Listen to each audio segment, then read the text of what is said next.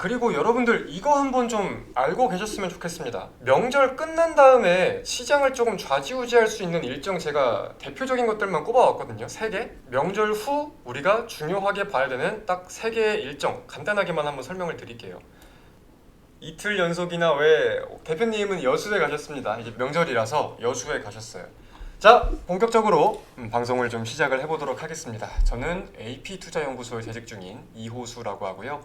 오늘 미국 증시부터 살펴보면서 한번 힘차게 진행을 해보도록 하겠습니다. 자, 전일의 경우는 미국의 3대 증시가 모두 상승 마감에 성공했습니다. 다우지수가 0.58%, 나스닥이 1.00%, S&P 500이 0.75%, 미국의 3대 증시가 모두 상승을 했는데, 사실 상승을 견인한 무언가 특별한 모멘텀이 있었다라기보다는 엔비디아가 전일 8%대 강세를 보였던 거에 이어서 기술주 중심의 좀 긍정적인 투자 심리가 계속해서 좀 이어졌던 것 같아요.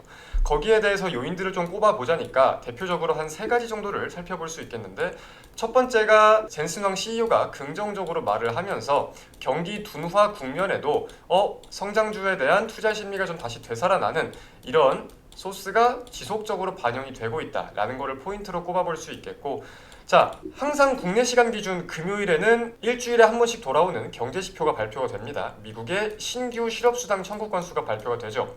사실상 시장 예상치를 상회를 하면서 고용시장에 대한 우려가 확대될 수도 있었지만 시장 예상치를 크게 상회하지는 않았어요. 제가 알기로 1000명인가 2000명 정도밖에 상회를 안 해가지고 실상 무난하게 우리가 예측하던 범위 내에서 발표가 되었다라는 내용으로 고용지표, 신규 실업수당 청구 건수는 크게 무언가가 시장에 동조되진 않았습니다. 세 번째가 미국의 생산자 물가지수입니다.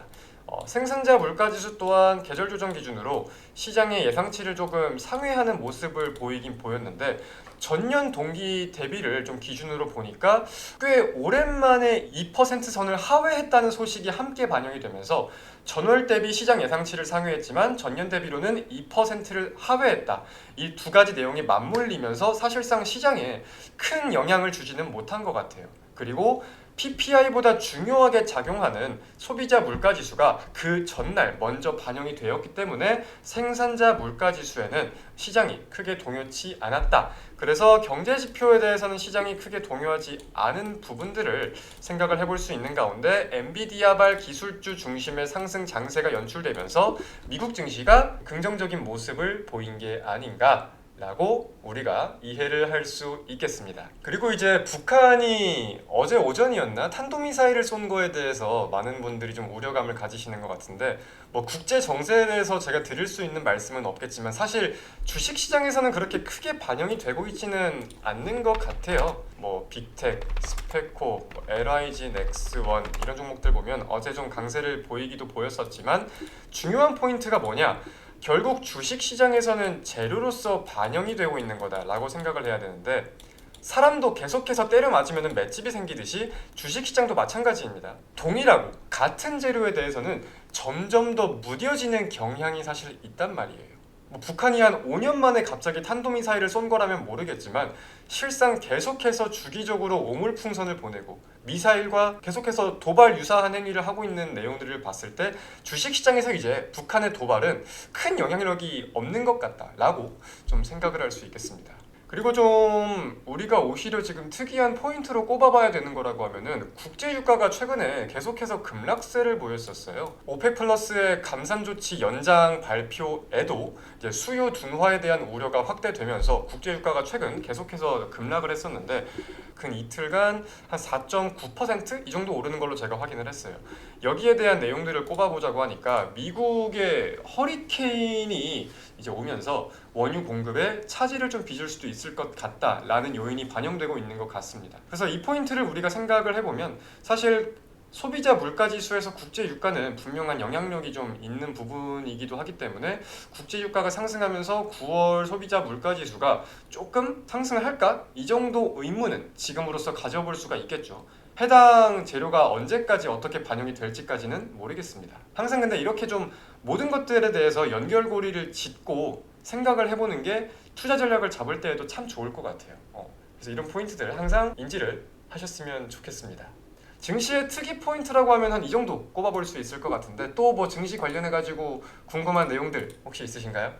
환율은 어떻게 될까요? 일단 지금 우리가 환율을 볼 때에는 절대 미국의 통화 정책 하나만 볼 게 아니라 세계적인 통화 정책과 기조들을 모두 봐야 될 필요가 있을 것 같은데, 저는 대표적인 국가로 유럽과 일본의 동향이 중요할 거라고 생각을 하고 있습니다.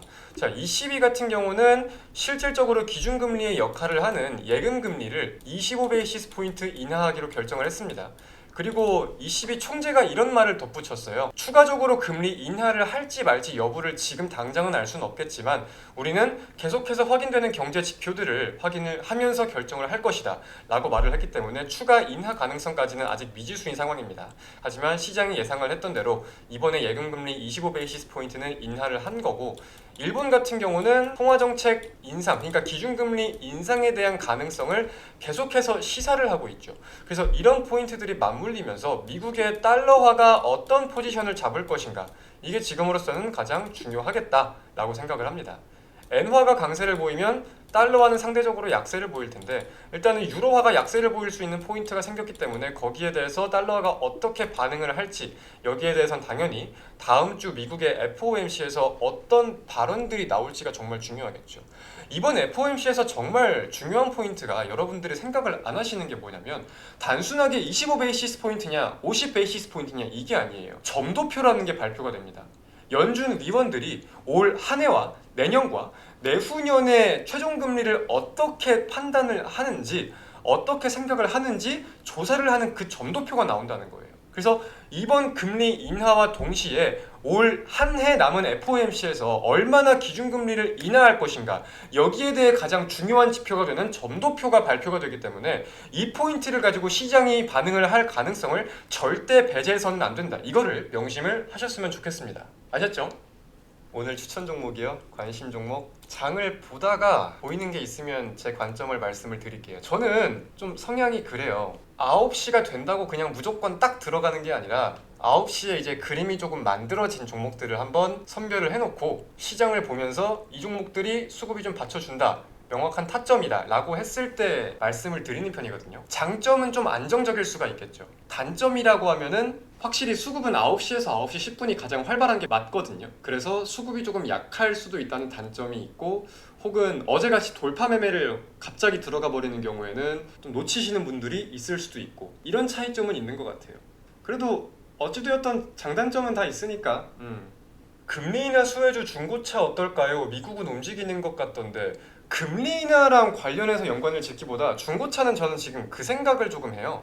저는 중고차 도매 지수를 보긴 보거든요. 맨하임 사이트 들어가셔가지고 맨하임 중고차 도매 지수를 보시면 좋은데, 좀 둔화되는 움직임이 계속해서 나오고 있잖아. 근데 여기에 대해서 우리가 어떻게 생각을 해야 되냐면, 중고차에 대한 수요가 증가를 한다라는 거는 사람들이 신차에 대한 수요가 줄어든다고도 함께 해석이 되는 경우가 있어요. 물론 차량의 전반적인 수요랑도 함께 생각을 해야겠지만, 사람들이 주식시장에서 어떻게 반영되는 경우가 있냐면 신차에 대한 수요가 떨어지고 중고차에 대한 수요가 올라간다, 이거는 더욱 저렴한 거를 찾는다, 이렇게 해석이 되기 때문에 경기 둔화에 대해서 더 우려가 확대될 수 있는 포인트로도 한 번씩 여겨지는 경우가 있거든요. 그래서 이거는 단순하게 생각하지 말고 한번 다양하게 생각을 해보시면 좋을 것 같아요. 자, 주식장 시작했습니다. 일단 개장 직후에 외국인은 좀 전반적으로 매도세를 보이고 있는 것 같습니다. 코스피 시장에서 1,100억가량, 코스닥에서 300억가량 매도를 하고 있고요. 전반적으로 시장의 상승 종목이 더 많은 것 같기는 해요. 이게 말이 오른다는 거지 그냥 갭 띄우고 가만히 있는 종목이 지금 대다수인 것 같고, 몇 개 보이긴 합니다. 신중하다고요? 신중해야지.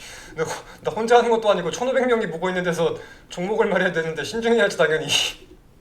네, 아직 안 했습니다. 저는 원래 급하게 안 해요. 너무 급하게 막 생각하지 마세요. 어제도 9시 반에 들어갔어요. 어제 들어간 종목이 모바일 어플라이언스였잖아. 어제 이 종목도 이때니까 9시 30, 31분 이때 나갔어요.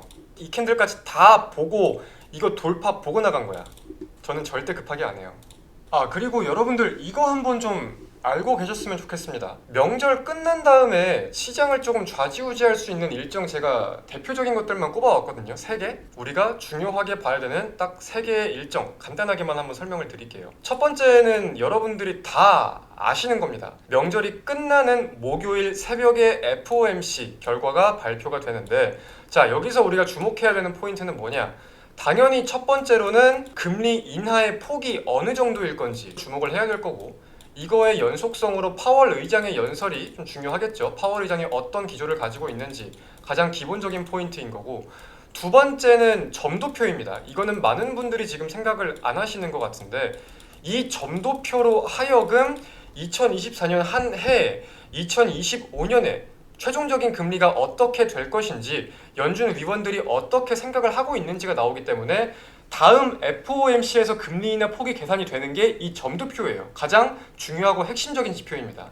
그래서 FOMC와 관련해서는 단순하게 이번 금리 인하뿐만이 아니라 이번엔 점도표가 굉장히 중요하게 작용할 수 있다라는 거 포인트를 좀 주목을 하시고요. 그 다음은 이제 한국 증시에만 조금 국한되어 있는 일정이긴 한데 빼놓을 수 없는 게 하나 있죠. 24일 날 금투세 토론이 있죠. 어디서 하는 토론이에요? 민주당에서 주최하는 토론입니다.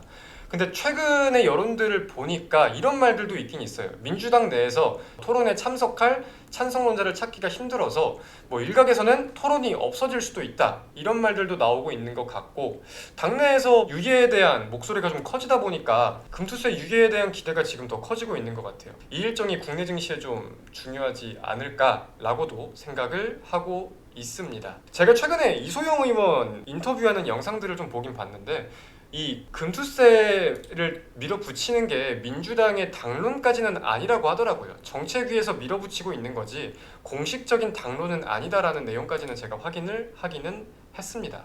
그리고 마지막이 이제 미국의 PCE 지수, 이거는 제가 알기로 한국 시간 기준 27일 금요일 밤으로 알고 있는데, 미국의 개인소득, 개인소비 지출 지표가 나옵니다. PCE. 연준에서 가장 중요하게 생각하는 경기와 물가를 동시에 볼 수 있는 지표이다 보니까 향후 통화정책 내용들에 대해서 점도표와 이 PCE, 그리고 그 전날 발표되는 미국의 GDP 확정치까지 굉장히 중요하게 작용을 할 것 같다. 그래서 명절 이후에는 이런 일정들로 하여금 주요 투자자들이 전략을 짤 가능성이 높다라는 포인트 좀 인지를 하시길 바랍니다. 기준금리 산정의 CPI 지수를 기준으로 삼는 이유가 뭐예요? CPI, 즉 소비자 물가지수는 가장 대중적으로 그리고 기본적으로 우리가 통괄적인 물가를 확인할 수 있기 때문에 대표적으로 확인을 합니다. 제가 지금 상상인을 보면서 생각이 난 게 있는데, 이게 지금 어떤 내용들을 가지고 이렇게 급격하게 상승을 하는지 모르겠지만 절대 추격 매수하면은 위험한 자리라고 생각을 해요. 갑자기 오른다고 막 2%라도 먹자고 따라 들어가시는 분들 많은데 2%를 먹자해서 20% 물리는 경우가 허다합니다. 이거는 그나마 시가총액이 1200억이지만 특히 시가총액 500억, 600억 미만의 종목들, 이렇게 급하게 오른다고 해서 절대 따라 들어가시면 안 돼요. 게다가 시가총액 파이가 작은 것들은 우리가 하나하나 들어가는 게 비중이 커요. 그 종목 기준으로 보면은. 그래서 우리가 삼성전자에 100만원 들어가는 것보다 시가총액 500억 종목에 100만원 들어가는 게 지분율이 더 높을 거 아니야. 그래서 변동성이 더 커질 수밖에 없습니다. 안 건드리는 게 상책이에요. 이기려고 하지 말고 그냥 안 들어가는 게 상책이에요. 웬만해서는. 이게 상한가를 갈지 안 갈지는 몰라. 저는 상상인이란 종목이. 근데 이렇게 꼬라박을 확률도 높다는 거야. 어제 제가 말씀드렸죠. 상승은 더딜지 몰라도 하락은 무조건 가파르다. 상승이 가파르면 하락은 더 가파릅니다. 이거 이해하셔야 돼요. 저는 이게 상한가를 가던 말던 아닌 건 아닌 거예요. 이런 거 따라 들어가가지고 돈 버는 게 내가 습관이 되면은 이런 거를 계속 따라다닐 수밖에 없어. 그럼 끝은 정해져 있다니까. 올라갈 걸 알아도 참아야 되는 게 이런 거예요. 진심으로. 오늘은 없을 것 같습니다, 종목. 저 보고 있던 게 몇 개 있긴 했는데, 상한가 간 종목들 같은 경우에는 이게 조금 풀릴지 안 풀릴지 신뢰도를 높이는 방법이 있어요. 키움증권 기준으로 1400번을 누르고 들어가면은 엑스레이 잔량 분석이라고 뜨거든요. 지금 보면은 지금 상한가에만 호가가 걸려 있잖아. 상한가를 갔으니까 80만 개가 걸려 있는데 10만 개 이상의 물량이 지금 하나의 계좌로만 걸려 있다는 거야. 하나의 계좌. 이게 지금 48만 주를 걸고 있는 거죠. 그럼 여기에 계좌의 개수가 많으면 많을수록 상한가가 유지될 확률이 높겠지. 계좌가 지금 한 개면 한 명이 상한가에 걸어놨다는 건데 이 48만 주를 한 명이 빼버리면은 상한가가 풀리는 거잖아. 그죠? 그 상한가를 간 종목은 이렇게 엑스레이 잔량 분석을 보면서 매수 잔량 합 가장 높은 부위가 계좌가 몇 개인지 이 괄호 안에 이거를 보시는 것도 도움이 될 수 있어요. 절대 100%라고 볼 수는 없겠지만 세력들도 계좌를 한 개만 쓰는 게 아니니까 이런 게 도움이 될 수 있어요. 네, 다음 주 목요일에도 방송합니다. 제가 다음 주 목요일에 되게 할 말이 많을 것 같은데 그날 방송이 중요하지 않을까요? 일단 FOMC가 확인이 된 다음이고 명절도 끝났고 국내 증시에 있어서 굉장히 중요한 날일 것 같은데 목요일 날이. 들어오세요. 제가 공유를 드려야겠다 싶은 내용은 다 공유를 드릴게요. 다음 주 목요일에 들어오세요. 시장 자체가 오늘보다는 훨씬 중요한 시장일 거니까. 오늘은 여기까지만 할까요? 자, 다들 행복한 한가위 명절 잘 보내시고요. 웃으면서 다음 주 목요일 날 또 뵐 수 있었으면 좋겠습니다. 다음 주 목요일이 저는 되게 중요한 날이 될 것 같아요. 그래서 저도 나름대로 아침 시간에 준비를 좀 해올 테니까 다들 필참 하시길 바랍니다. 오늘 방송 여기서 마칠게요. 감사합니다. 안녕.